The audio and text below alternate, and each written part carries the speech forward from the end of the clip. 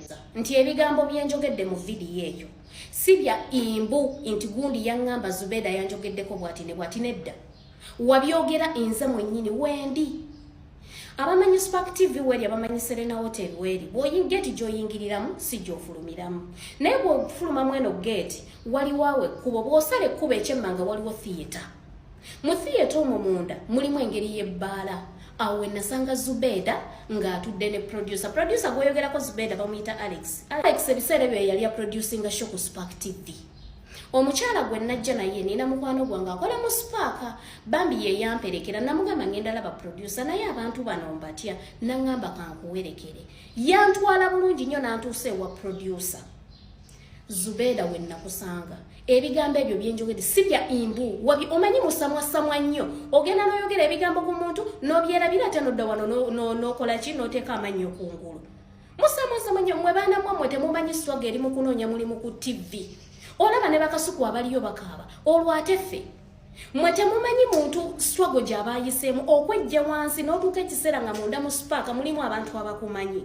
Ng'osobola kuga muntu asobola kukubira n'agamba nedda Patra jangu wano beetaaga omukozi. Temumanyi kintu kye kitegeeza okuba ng'omanyi nti ogenda funa omulimu. Mu makkati awo n'osanga omuntu nga Zubeda ne yeeyogeza eby'ekisiru. Ani yali abikubuuzizza? Ani yali abikubuuzizza? In a Kasuku's voice. Ani yali abikubuuzizza? Yana ne mwogera ebigambo ne mukosa abantu ne muddeyo ne musiiga embwa langi. Mukosa abantu. Mwogera nnyo y'ensonga lwaki tojjukira. Nsobola okujjukiza obudde. Producer bamuyita Alex ye yaliwo. Nsaba muntagengereko omuwala gwe bantagenze mu video y'omuwala bamuyita Patra. Sitera nnyo kuddamu baana bali ku TikTok naddala nga balina ekintu kye banjogeddeko oba nga balina ekintu kye bampayiriza. Mostly nsirika. Naye when it comes to a young girl like her ng'ate ampayiriza n'ekirala simanyi naye mba mwagala likes oba views my dear. Tosobola kuvayo nojja nonjogerako ekigambo bwe kityo. Kaakati njagala omuwala oyo Patra ngenda kuleeta Alex. Ebyo ebiseera ye yali producer wa Spark TV.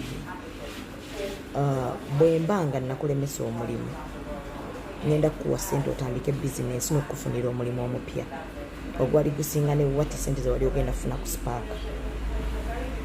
Ekyo nkikubuulira kuba ogaseemu n'okunvuma. I remember that day watusanga ku National Theatre awo wetutuula ku bba. Alex we yali akulindidde n'ojja n'olaba Alex n'onyumyamukko nafaawo era nenkubuuzaako. I usually seragira nnyo ku bantu. Nenkubuuzaako I even advised nekugamba omulimu bwe gugaana sigalayo ku TikTok yo ng'okola by'okola. Nenkugamba emirimu gya TV gina procedure because nzijukira bulungi nnyo nti nasigala awo n'abantu betwaliwo because I wasn't alone. Abantu bonna abo nga bwe naliwo nabo I'm willing to call them. Wembanga wallahi billah njagala producer yave yagambe nakulemesa omulimu because emirimu gya TV gina procedure. Ekirala nze yali takola ku Spark TV. Nze ate ategeera nako nti wasabye omulimu yategeerera awo nga producers z'okulabira ku Spark. I mean like ku National Theatre. Nga lwaki nkulemesa omulimu muwala? Mwagadde nnyo okutwonoonera amannya ne mwagala okubeera nga mutufunamu views. This is serious by the way. Wemba saagu kulemesa wallahi billah ngenda kukusiba. Ekyo nkikubuulidde. Wemba nagukulemesa njagala nkole buli kyoyagala. I'm not that kind of a person. Wemba nakulemesa omulimu ngenda kukuwa ssente zitandika business eri wati ssente ze bali bagenda okukuwa ku Spark. Wemba saagu kulemesa nga ne producer ngenda kumuyita njagala mumuyite nga tutudde wali leeta balooya bo ndeeta abange leeta abantu bosaagala kukunyigiriza. Omanyi mulimu ebintu nga mususse okutumanyiira. Wemba nagukulemesa I'm willing to pay pain gye nakuyisaamu ne gy'olimu. Bwemba saagu kulemesa muganda wange kino ngenda kukiggusa Patra. Sikumanyi nnyo. That is the first day I met you. People have just tagged me in your video and I was like, this needs my reply. Like seriously, it needs it. kubanga wetubanga tuyofunira abaana bawala mirimu kubayambako. Why would I even ku mulimu gwe sigenda kukola? My dear, nze nkoze ku TVs manyi ne sente mikazi bayisasula nkati nkulemesa omulimu ngenda gukola. Mulekerawo kututeekako blackmail. Stop it. However much you guys need views, you need likes, you need to trend, but don't trend on someone's name. Don't. Do not. Omuwala Patra ampayiriza, Zubeda sikuwayiriza. Tuyite producer Alex. Nakusanga ku theater. Nali ngenza kulaba Alex. Najja n'omuwala gwe najja naye akola ku Spark. Saa muteeka mbino kubanga ye bambika right now era kyayina omulimu gwe ku Spark. Twajja abawala babiri. Ne tukusanga ng'otudde ne Alex. Nga tuvudde ku Serena ku Spark.